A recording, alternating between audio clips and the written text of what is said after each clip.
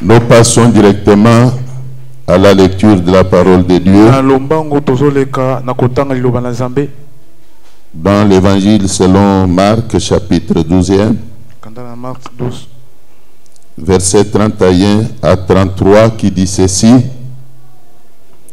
Voici le second, tu aimeras ton prochain comme toi-même.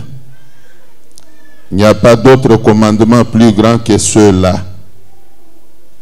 Le scribe lui dit: Bien, maître, tu as dit avec vérité que Dieu est unique et qu'il n'y en a point d'autre que lui, et que l'aimer de tout son cœur, de toute sa pensée, de toute son âme et de toute sa force, et aimer son prochain comme soi-même, c'est plus que tous les holocaustes et tous les sacrifices. Jésus, voyant qu'il avait répondu avec intelligence, lui dit: Tu n'es pas loin du royaume de Dieu. Et personne n'osa plus lui proposer des questions. Parole du Seigneur.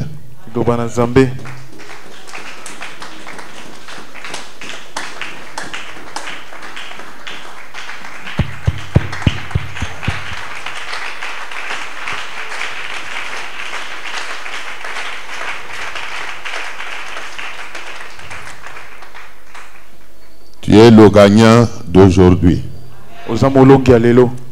Tu es le gagnant puisque tout ce que le diable avait envisagé faire pour toi a échoué. Tu es sorti vainqueur. Peux-tu acclamer pour toi-même? Alors, comme le moment de la parole est arrivé, j'invite tout le monde à être concentré. Soyez concentrés. Amen. Amen. Je crois que beaucoup n'ont pas pu être au milieu de nous au premier culte puisqu'ils envisagent venir au deuxième culte. Mais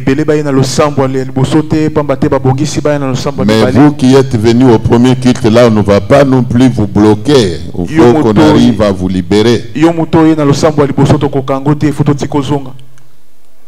Que Dieu soit loué. Alors ici, nous voulons parler d'une petite chose, mais qui est vraiment importante dans la vie de tout chrétien. Nous voulons parler de l'amour du prochain. C'est de cela que nous voulons parler. L'amour du prochain. Bien aimé, vous devez savoir que dans le monde, Dieu n'a pas non plus commis l'erreur de créer ce que tu vois dans ton entourage. Même quand tu te promènes, tu vois beaucoup de gens défiler dans la rue. Même au niveau de ta famille, il y a des hommes, il y a des femmes qui sont aussi créés par Dieu que toi. Et même dans l'église de Dieu, tout le monde que tu vois là a été créé par Dieu. Tu ne peux pas non plus dire que pourquoi Dieu a-t-il créé celui-là, pourquoi a-t-il créé celui-là. Celui qui est à tes côtés là est une créature de Dieu. C'est Dieu qui l'a créé. Alors dans le monde, c'est Dieu qui a créé les Congolais. C'est lui qui a créé les Européens. Et même en Europe, il y a plusieurs pays comme vous le savez. C'est lui l'Éternel, notre Dieu, qui a créé toutes les créatures. Alors dans le monde où nous sommes appelés à vivre, vous devez savoir que tout est réglementaire. Tout est réglementé. Alors parmi les règles que Dieu a mis dans le monde, il y a aussi l'amour envers son prochain. Nous devons nous aimer les uns les autres. Tu dois aimer ton prochain. Tu dois avoir de l'amour pour ceux qui t'entourent. Au niveau de la famille, au niveau du quartier, et même dans l'église où tu viens chercher la face de Dieu. Tu dois, je dis bien, tu dois aimer, tu dois. Je pèse bien mes mots. Tu dois aimer ton prochain comme toi-même. Alors écoutez ce que dit la Bible. La Bible dit ceci. Un des scribes avait posé la question au Seigneur Jésus. Il a dit, quel est le premier de tous les commandements? Quand Jésus leur parlait de l'obéissance au commandement de Dieu, alors un d'eux a pris courage en posant la question à Christ. Il dit, quel est le plus grand commandement pour que je le sache et que j'y obéisse? Alors la réponse du Seigneur était claire. Il lui a dit que le premier de tous les commandements, c'est que tu aimeras l'Éternel ton Dieu de tout ton cœur, de toute ta pensée. Tu aimeras l'Éternel de toute ton énergie, de toute ton âme. C'est le premier commandement. C'est le premier commandement. Alors vous comprendrez que si dans le monde les hommes et les femmes commencent à aimer Dieu de cette manière-là, nul n'aura besoin qu'on vienne de lui prêcher l'obéissance à la parole de Dieu. Nul n'aura besoin qu'on vienne l'exhorter sur la prière. Nul n'aura besoin qu'on vienne lui prêcher sur même la soumission à Dieu. Quand on aime Dieu, on lui obéit. Quand on aime Dieu, on demeure attaché à lui. L'amour envers Dieu de lui-même crée l'attachement à Dieu. Quelqu'un qui aime Dieu obéit à Dieu. Quelqu'un qui aime Dieu marche dans la crainte de Dieu. Quelqu'un qui aime Dieu demeure attaché à Dieu. Celui qui aime Dieu a soif de Dieu. C'est comme David disait. Il était dans la joie quand on lui disait d'aller dans la maison de Dieu. Seul l'amour envers Dieu crée toutes ces choses-là. Que tout le monde dise Amen. Que tout le monde dise un bon Amen. Écoutez bien, aimé. La Bible dit que Jésus avait ajouté quelque chose. S'adressant aux scribes, il a dit, voici le second commandement. Le second commandement. Au-delà d'aimer Dieu, Dieu que nous ne voyons pas, aimer aussi vos prochains. C'est le second. C'est le deuxième commandement. Bien-aimé dans le Seigneur, nul ne peut dire qu'il aime Dieu s'il n'aime pas son prochain. Le Dieu que nous voyons, c'est les hommes et les femmes qui nous entourent. Notre amour envers Dieu doit être manifesté par l'amour sincère avec nos prochains. Y a-t-il des gens qui me suivent? Y a-t-il des gens qui me suivent? Jésus a dit, voici le deuxième commandement. Il dit, tu aimeras ton prochain comme toi-même. Tu aimeras ton prochain comme toi-même. Écoutez, Tout le monde s'aime. Même toi, tu t'aimes. Tu t'acceptes tel que tu es créé là. Avec tes défauts. Tu t'aimes. Tu t'aimes. Tu t'aimes. Tel que tu es là. Tu t'aimes. Avec tes défauts. Tu t'aimes. Tu te supportes. Je n'ai jamais vu un homme manquer de s'aimer. Nul ne peut se haïr. Tout le monde s'aime. Même toi tu t'aimes. Quand bien même il peut arriver que tu reconnaisses tes défauts. Tes défauts. Tu t'aimes. Tu te supportes. Je n'ai jamais vu un homme manquer de s'aimer. Nul ne peut se haïr. Tout le monde s'aime. Même toi tu t'aimes. Quand bien même il peut arriver que tu reconnaisses tes défauts, tes erreurs, mais tu te supportes. Tu t'acceptes. Tu t'aimes. Vrai ou faux? Vrai ou faux? Maintenant Jésus dit ceci. De la même manière que tu t'aimes là, commence à aimer aussi ton prochain. Comme tu t'aimes là. Ça veut dire quoi? Supporte. Quand on aime quelqu'un, on l'accepte tel qu'il est. On supporte ses erreurs. On supporte ses défauts. On supporte ses faiblesses. Là où il y a l'amour, la Bible dit l'amour supporte tout. L'amour supporte tout. C'est là où il n'y a pas d'amour, où on ne voit que les défauts.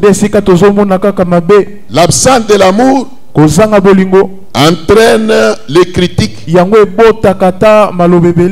la jalousie, la médisance. Un cœur qui n'a pas d'amour pour son prochain ne peut pas non plus voir le bon côté de quelqu'un. Celui qui ne t'aime pas ne peut pas voir ton bon côté. Bien-aimé dans le Seigneur, Dieu qui nous a créés a fait que nous ayons des faiblesses et aussi des qualités. Mais quand quelqu'un ne t'aime pas, il ne peut pas voir tes qualités. Celui qui ne t'aime pas ne peut pas voir tes qualités. Il ne peut pas non plus voir ton bon côté, puisqu'il n'a pas l'amour envers toi. Il ne verra que ton mauvais côté. Il ne verra que tes faiblesses. Même si tu lui as déjà fait du bien, une fois que tu commets une erreur contre lui, il oublie tous les bienfaits là. Et se met tout de suite à ne chanter que ta méchanceté. Il ne peut pas non plus se rappeler encore de tous tes bienfaits. Bien-aimé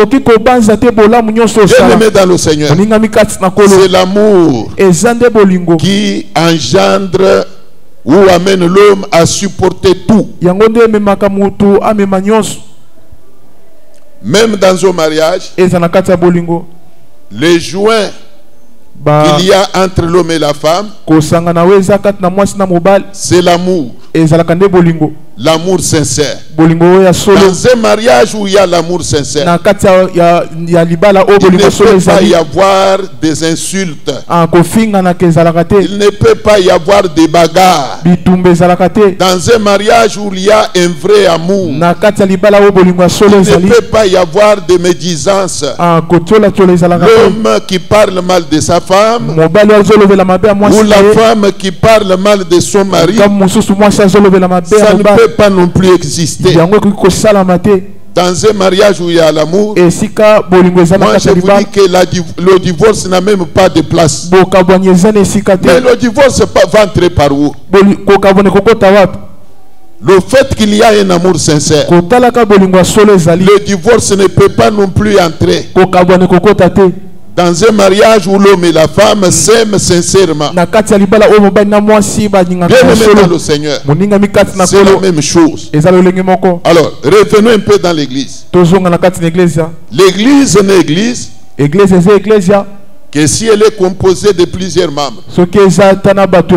Comme ce matin-là, si on vient trouver une seule personne ici en train de prier son Dieu, on ne dira pas qu'il y a culte là-bas.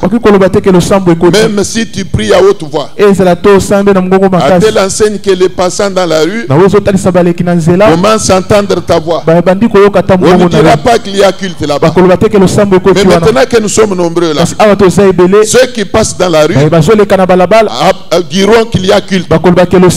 Il y a l'église. Puisque nous sommes nombreux. Donc c'est ce qui m'a toujours amené à dire que ton prochain dans l'église est important. Tout le monde est important. Il n'y a pas de moins important ici. Tout le monde est important. Les mamans telles que vous êtes là, vous êtes important. Chaque maman est important. Chaque jeune sœur est important. Chaque jeune frère est important. Les papas, vous êtes important. Dieu vous connaît. Votre présence dans l'église est importante. Alors nous devons nous aimer les uns les autres. Acclamez la parole de Dieu.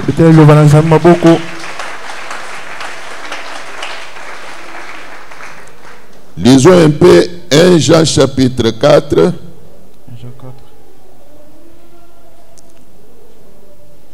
Verset 8 pour ceux qui prennent note. La Bible dit ceci: celui qui n'aime pas n'a pas connu Dieu, car Dieu est amour. Celui qui n'aime pas, même s'il clame qu'il connaît Dieu, c'est un menteur. C'est un menteur. C'est lui qui n'aime pas. Dieu lui-même est amour. Et si nous sommes ses enfants, nous devons revêtir son image. Nous devons avoir l'image de notre Dieu. Nous devons ressembler à notre Créateur. Y a-t-il des enfants de Dieu ici qui sont enfants de Dieu? Qui sont enfants de Dieu? Bien-aimés dans le Seigneur, si nous sommes enfants de Dieu, nous devons ressembler à Dieu. Nous devons lui ressembler. La Bible dit que Dieu est amour. Et comme il est amour, nous aussi nous devons être amour. Nous devons être amour. Tu dois être amour. Tu dois être amour. Tu dois être amour. Alors tu dois aimer. Tu dois aimer comme Dieu lui-même nous a aimés.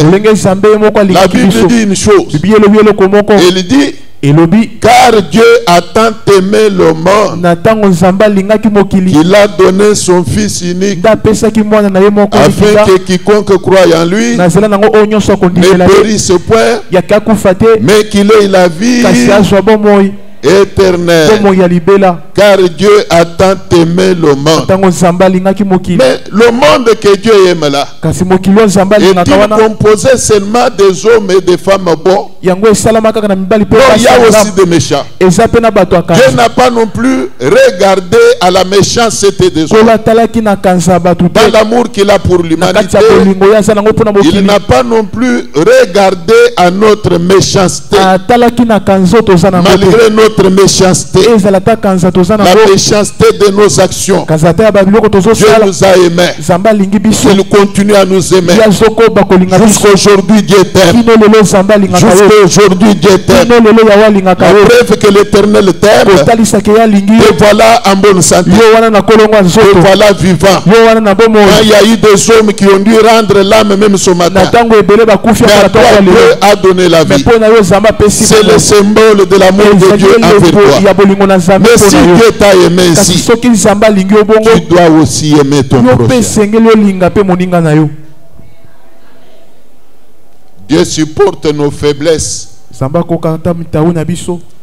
Il supporte nos faiblesses. Nous devons lui ressembler en supportant aussi les faiblesses de ceux qui nous entourent. La Bible dit que tous nous branchons de plusieurs manières. Il n'y a pas un seul juste sur la terre. Chacun a ses faiblesses. Chaque homme a ses faiblesses. Chaque sœur a ses faiblesses. Même si nous n'avons pas les mêmes faiblesses, mais sachez que chacun a ses faiblesses. Il n'y a pas un seul juste sur la terre. L'unique juste qu'il y a, c'est Jésus-Christ de Nazareth. Si tel broche de cette manière, toi aussi tu broches d'une autre manière. Si tel pêche de cette manière, toi aussi tu pêches d'une autre manière. Alors nous ne pouvons pas avoir les mêmes faiblesses. Voilà pourquoi je répète que malgré nos faiblesses, l'Éternel nous supporte, l'Éternel nous aime, l'Éternel nous aime. Surtout toi là, lui qui était la bonté de Dieu, tu ne vivrais pas. Tu serais déjà au-delà. Tu serais déjà enterré. Mais à cause de l'amour de Dieu envers toi, te voilà vivant. Te voilà vivant jusqu'au ce matin. L'Éternel continue à t'aimer. Il continue à te sauver la vie malgré la méchanceté de tes actions. Et comme l'Éternel t'a aimé, alors il veut que toi aussi tu te mettes aussi à aimer ton prochain comme toi-même. Tu dois aimer ton prochain comme toi-même.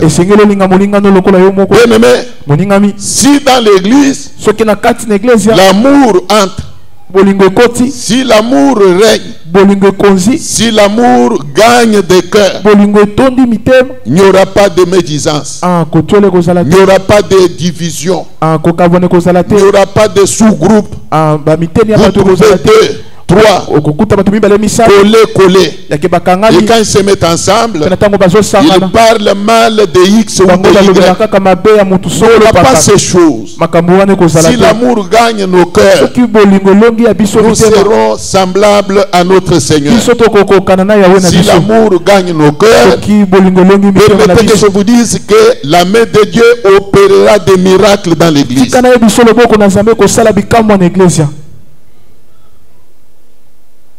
Acclamez le Seigneur.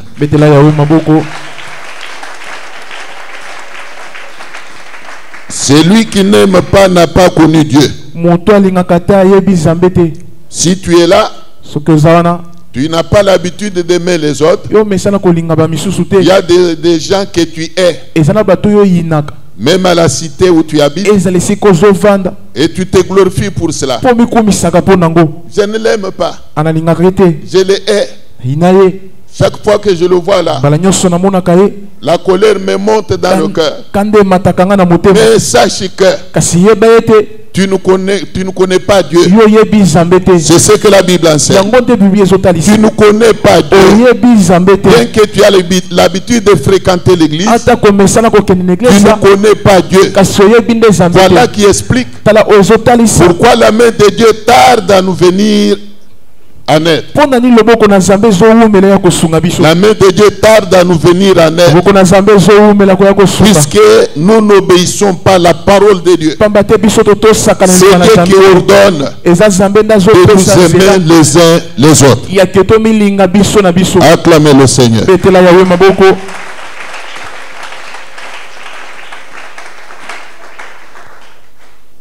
La Bible dit que si quelqu'un dit j'aime Dieu et qu'il haïsse son frère, c'est un menteur.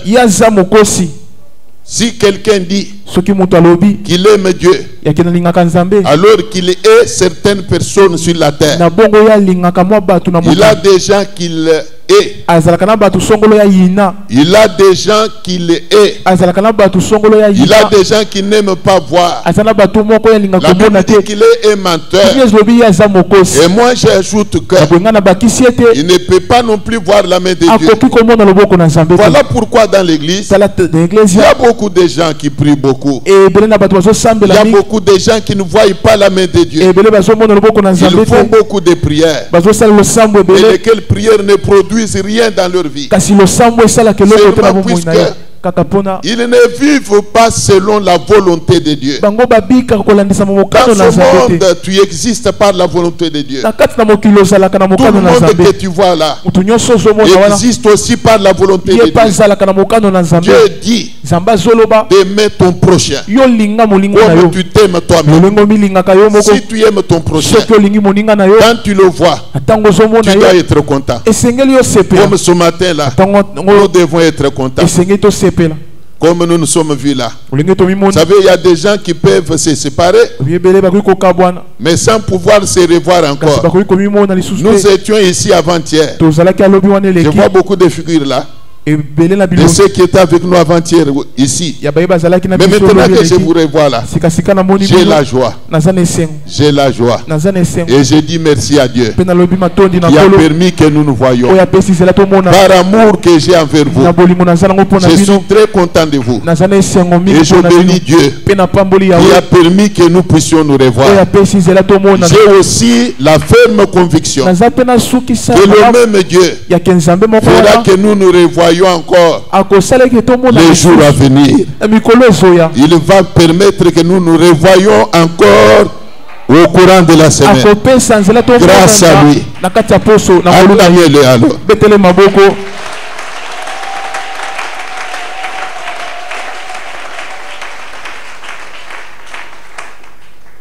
C'est l'amour qui peut amener quelqu'un à être content de voir son frère, sa soeur. Et c'est la haine qui engendre des jalousies. Quelqu'un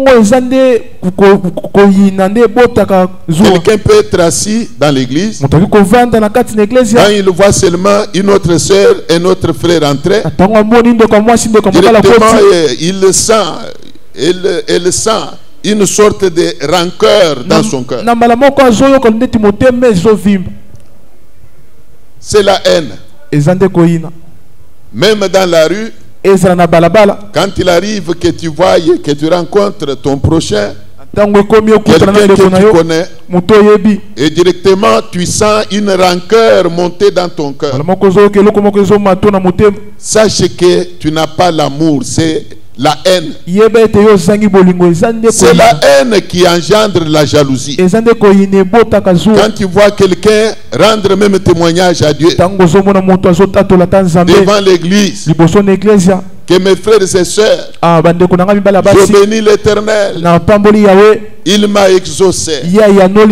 Il a fait pour moi ceci, cela. J'ai vu sa mère. Que son nom soit loué. Mais comme c'est quelqu'un que toi tu n'aimes pas, là où tu es, est-ce que vous me comprenez? Dans ton cœur. Et directement tu n'es pas content. Quand tout le monde acclamera là, toi tu ne vas pas acclamer. Même si tu le fais, mais tu le fais par complaisance. Mais ton cœur n'est pas avec lui, puisque c'est quelqu'un que tu n'aimes pas. Bien aimé dans le Seigneur, avec ce climat là, l'Éternel n'opérera pas de miracle dans l'église.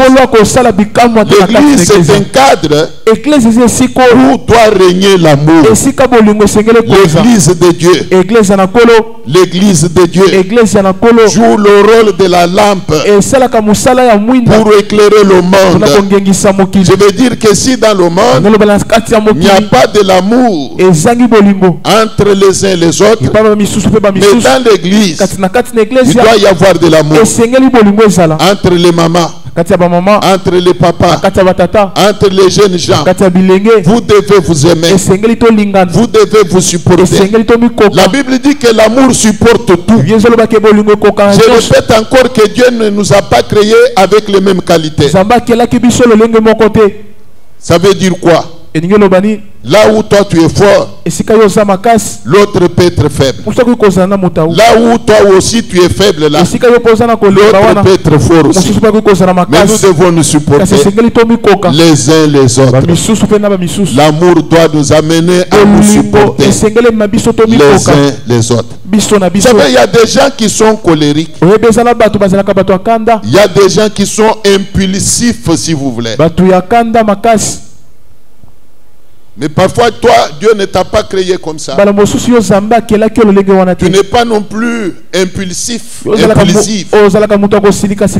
Tu n'es pas non plus colérique.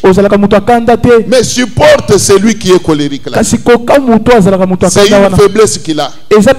Si toi, tu n'es pas colérique, donc c'est une qualité que Dieu t'a donnée. Mais ça ne veut pas dire que tu n'as pas de défaut. Ça ne veut pas dire que tu n'as pas de défaut. Tu as aussi des défauts que les autres gens doivent supporter aussi. Je ne sais pas si vous me suivez. Mais s'il y a vraiment amour, on doit se supporter. On doit se supporter.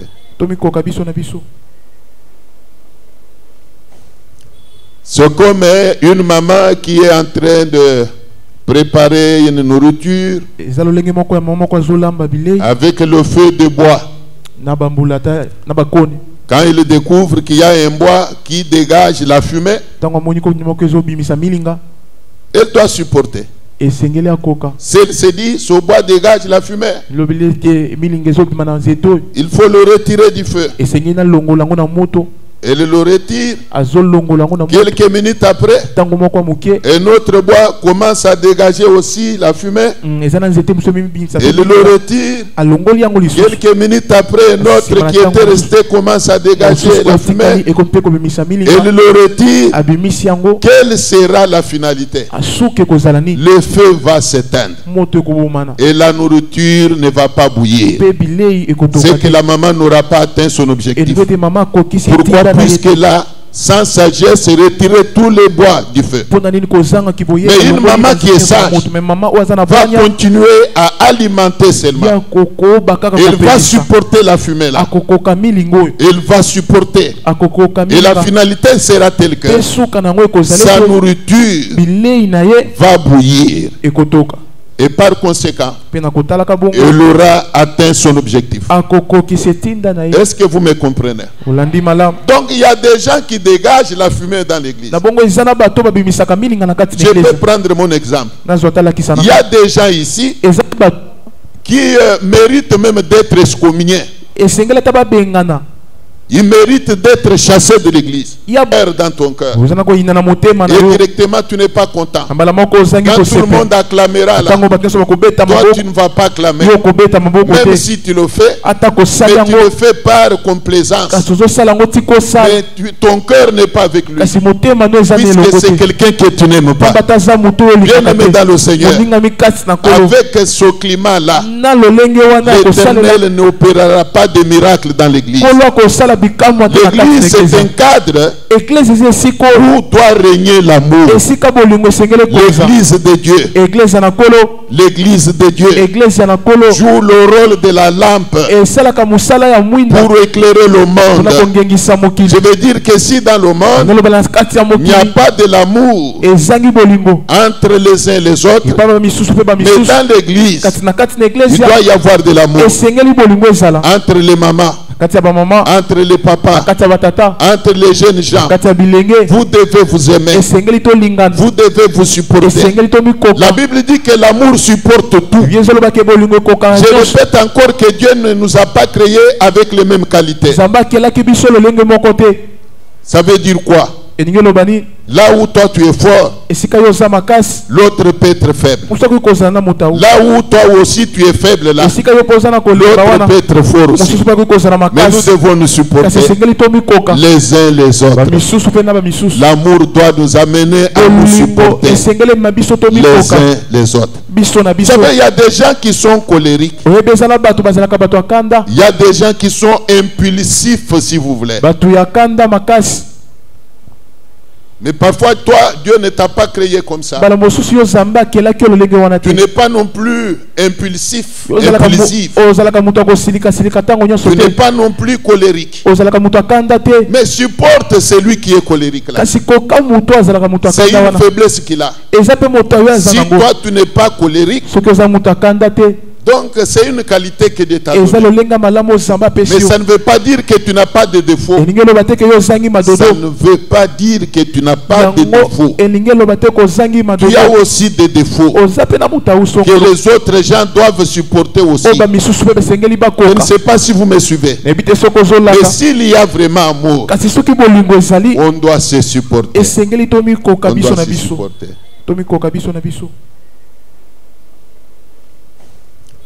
C'est comme une maman qui est en train de préparer une nourriture avec le feu de bois. Quand il découvre qu'il y a un bois qui dégage la fumée, elle doit supporter. S'il se dit, ce bois dégage la fumée, il faut le retirer du feu. Elle le retire. Quelques minutes après, un autre bois commence à dégager aussi la fumée. Elle le retire. Quelques minutes après, un autre qui était resté commence à dégager la fumée. Elle le retire. Quelle sera la finalité? Le feu va s'éteindre et la nourriture ne va pas bouillir. C'est que la maman n'aura pas atteint son objectif. Pourquoi? Puisque là, sans sagesse, retirer tous les bois du feu. Mais une maman qui est sage va continuer à alimenter seulement. Elle va supporter la fumée là. Elle va supporter. Et la finalité sera telle que sa nourriture va bouillir.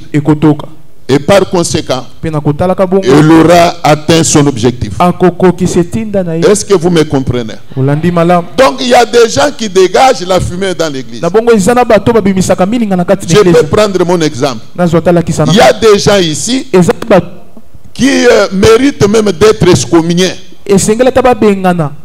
Ils méritent d'être chassés de l'église. Alors, je les prends comme des bois qui dégagent la fumée. Je me dis, si on me met seulement à chasser, on va se retrouver vide.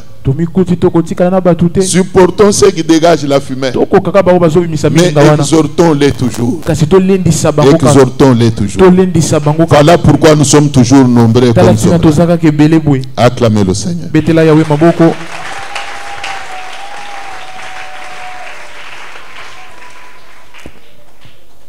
Est-ce que quelqu'un peut dire un bon amen?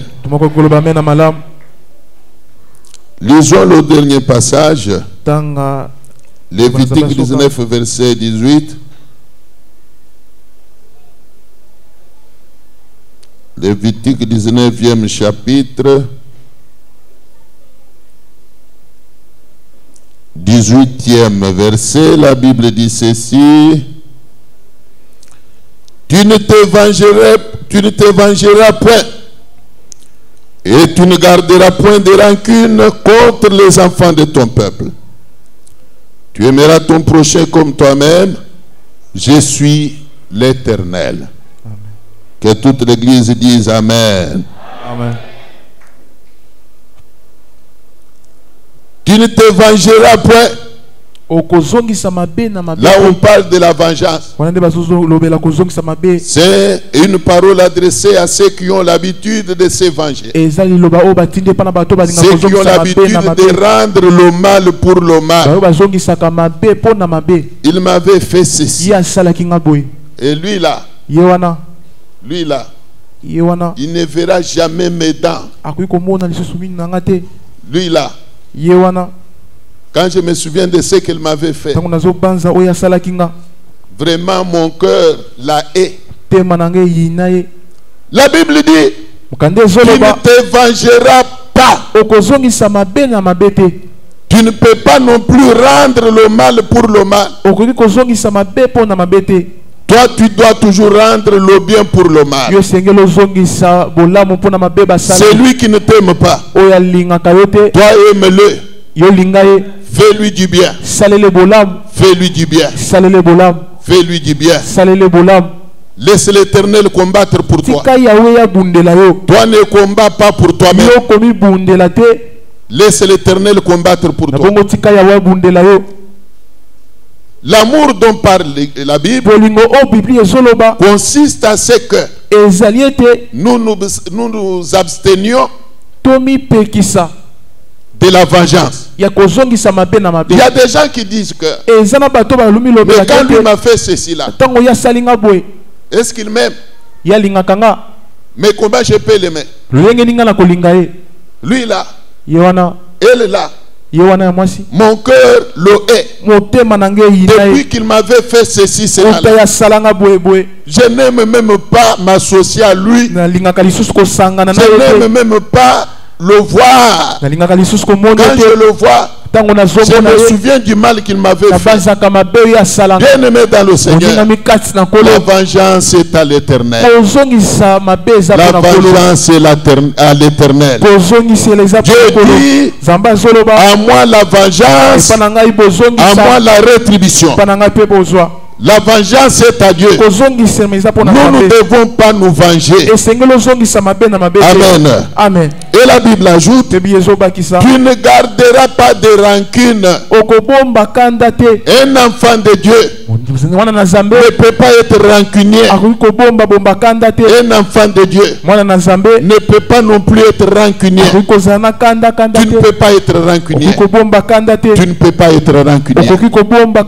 Tu ne peux pas être rancunier. Tu es enfant de Dieu. La rancune n'a pas de place dans ta vie.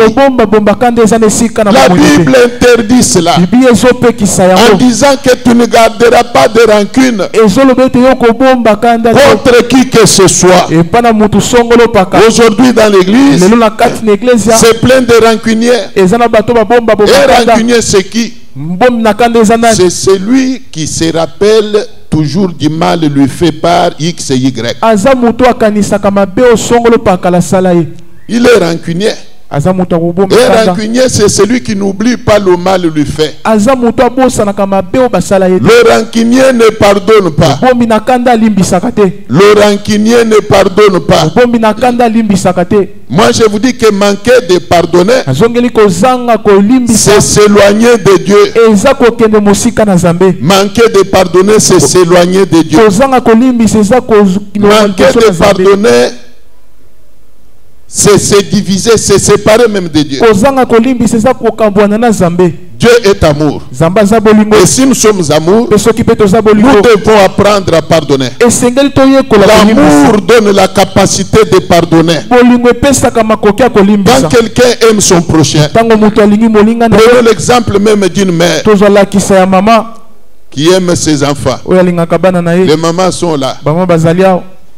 Elles ont des enfants. L'amour qu'une maman peut avoir envers son enfant l'amène toujours à supporter cet enfant. Il y a des enfants capricieux là, très capricieux. Surtout toi qui me regardes là, dans ton jeune âge, tu étais trop capricieuse toi là. Mais jamais ta maman ne t'avait tué. Jamais elle ne t'avait rejeté. Elle t'encadrait toujours. Elle te supportait toujours. Puisqu'elle t'aime. Jusqu'aujourd'hui elle t'aime. Il y a des enfants, même s'ils sont déjà devenus grands, ils donnent de la matière à réflexion aux parents. Ils sont toujours compliqués, d'un caractère compliqué. Au point que vous les entendez et même dire que moi là, je suis très compliqué comme vous voyez là. Même mon père sait que je suis compliqué. C'est comme une jeune maman qui me disait une fois là dans une causerie que j'avais avec elle. Elle me dit, papa, moi vraiment j'ai donné du fil à tordre à mon père. J'ai tourmenté mon père, Français facile. J'ai tourmenté mon père. Pourquoi? Puisque j'étais d'un caractère difficile. Elle finit même par me dire que j'étais têtu. Ah bon, tu reconnais quand même que tu étais têtu. Tu donnais du fil à tordre à tes parents. Mais quand elle me dit ça là, elle-même est déjà devenue mère avec ses enfants, des grands-enfants. Elle a même un enfant qui est déjà à l'université. Elle me parle un peu de sa vie passée. C'est ce qui m'amène à dire que même déjà devenu grand, il y a des enfants qui donnent du fil à tordre à leurs parents. Et l'amour que les parents ont envers vous là les oblige à te supporter. Ils te supportent toujours.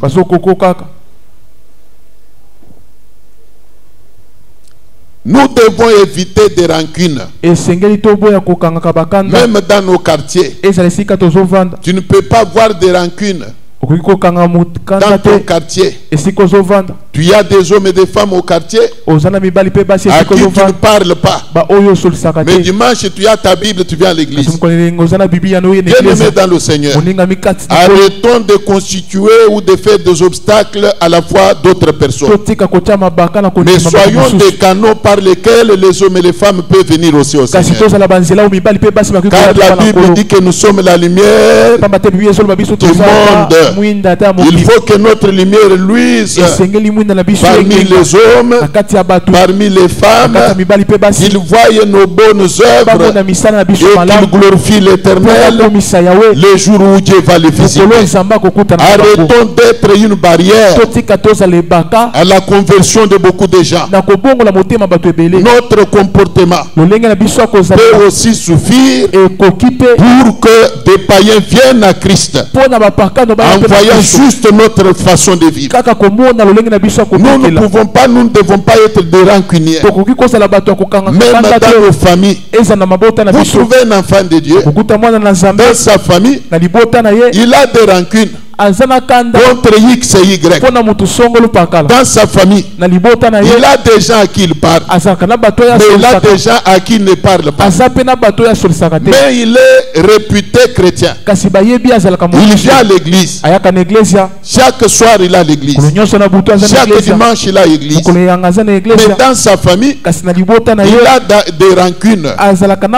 Il a des rancunes avec certaines personnes dans sa famille et même dans le quartier. Chose beaucoup plus grave, même dans l'église, vous trouvez entre deux mamans qu'il y a une rancune. Il y a une rancune. J'étais allé dans un deuil à Lingwala, je crois, la semaine passée. Non, c'était mardi de cette semaine. Arrivé là-bas, je me suis annoncé. Et quand la nouvelle est arrivée à la veuve, à l'intérieur de la maison où elle restait, elle a envoyé une maman me demander d'entrer, de la rejoindre dans la maison. Une fois entrée, elle a commencé à m'expliquer comment la mort avait frappé son mari. Et pendant qu'elle me parlait là, l'idée m'est arrivée d'appeler une autre personne. Bon, en dehors du pays. Car le lien qu'il y avait entre moi et la famille là passait par cette personne-là. Alors je me suis dit que j'appelle la personne pour lui dire que je suis sur le lieu mortuaire. Et quand la personne a pris mon appel, je ne pouvais pas cacher à la veuve là que c'est X et Y qui parlait avec moi. Et directement la personne qui parlait avec moi me demande: est-ce que vous pouvez me la passer, que je la salue quand même. Et puis que le deuil l'a frappé, je n'ai pas encore parlé avec elle. Et quand maintenant je lui dis que c'est elle qui vous cherche, elle a boudé. Elle a boudé. Et directement j'ai compris qu'il y a des problèmes. Elle a boudé là. Mais entre-temps, la personne qui était au téléphone insistait: Papa Dodé, veuillez me la passer. Je lui dis: mais elle insiste, elle veut vous parler. Mais comme j'insistais, elle a fini par prendre mon téléphone pour parler avec réserve alors. Juste pendant même 1 minute ou quelques secondes, elle m'a remis le téléphone. Mais avec moi, elle était à l'aise là, il parlait, il m'expliquait comment se marier. Mais quand je lui donne l'autre personne là, j'ai vu qu'elle avait des remords. Directement en tant qu'adulte, j'ai compris qu'il y a des problèmes. C'est comme ça que sont beaucoup de gens. Ils vivent dans le monde, mais ils ont des hommes et des femmes qui n'aiment pas. Ils ne veulent même pas voir. Mais il s'est fait passer pour un enfant de Dieu. La Bible interdit les rancunes. La Bible interdit les rancunes. Maman Claire, la Bible interdit les rancunes. La Bible interdit les rancunes. Qui a dit Amen? La Bible interdit les rancunes. Un enfant de Dieu ne peut pas être rancunier. Et rancunier, c'est lui ou celle qui se venge, qui rend le mal pour le mal. Et rancunier, c'est lui qui ne pardonne pas. Il a en lui, permettez-moi de le dire, en lui il a une sorte de mal où il entrepose les colis du mal lui fait. Un enfant de Dieu ne peut pas être comme ça. Nous avons appris que Dieu est amour. Et nous, en tant qu'enfants de Dieu, nous devons être amour.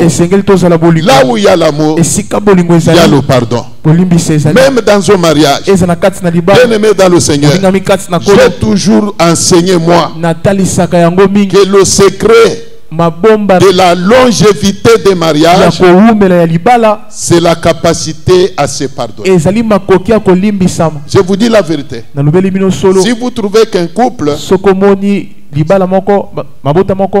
est ensemble depuis plusieurs années, il totalise 50 ans de mariage, il totalise 70 ans de mariage. Ce n'est pas que dans leur vie quotidienne, l'homme ou la femme ne décevait pas. Mais il arrivait toujours que l'un ou l'autre déçoive. Mais leur grand secret, c'est quoi? Le pardon. Il s'est pardonné. Il s'est pardonné. Apprenons à nous pardonner. Apprenons à nous pardonner. Apprenons à nous supporter. Et Dieu nous bénira. Et Dieu ira loin avec nous. Et Dieu t'élèvera. Et Dieu nous consolera. Là où il y a le pardon, l'unité est possible. L'unité est possible. Et là où il y a l'unité, on dit généralement que l'unité fait quoi? L'unité fait la force. L'unité fait la force. Je ferme ma Bible.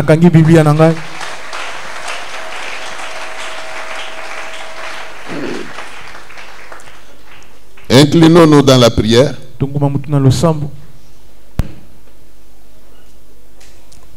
Je voudrais que nous prions un peu là. Même pour des sujets. Le premier, tu vas demander pardon à Dieu pour toute forme de rancune que tu gardais. pona lolenge nyonso ya kanto bana ko bomba contre X ou Y. pona mutu songolo to pakala. Tu demandes pardon à Dieu. Tu lui dis tout simplement, Seigneur, pardonne-moi. Je n'avais jamais pardonné à X ou à Y. Qui m'avait fait du mal. Maintenant que j'ai entendu ta parole, j'accepte de lui pardonner. Toi aussi, pardonne-moi, Seigneur. Pardonne-moi. Je ne serai pas encore rancunier. Je ne serai pas encore rancunier. Pardonne-moi, Seigneur. Prions le Seigneur. Na kokima wapi manakanisi bomoy nanga mabenga na saleli yokolo eluke ningai makambo nazangi kimia esengo nanga bongwani bawa papa yolimbi sanga papa yonsambe nanga ngana kokende paina papa ngana kotima mabe nanga ngana koloba na ye papa limbisa mabe nanga ngana koloba na ye lisusu baimoko nako kite papa simba boboyi nanga limbisa maina koke de maina papa maina kotima mabe nanga maina kuluba na yesusa limbisa mabe nanga maina koloba na yelisusu ngaimogo nako kite papa simba bomo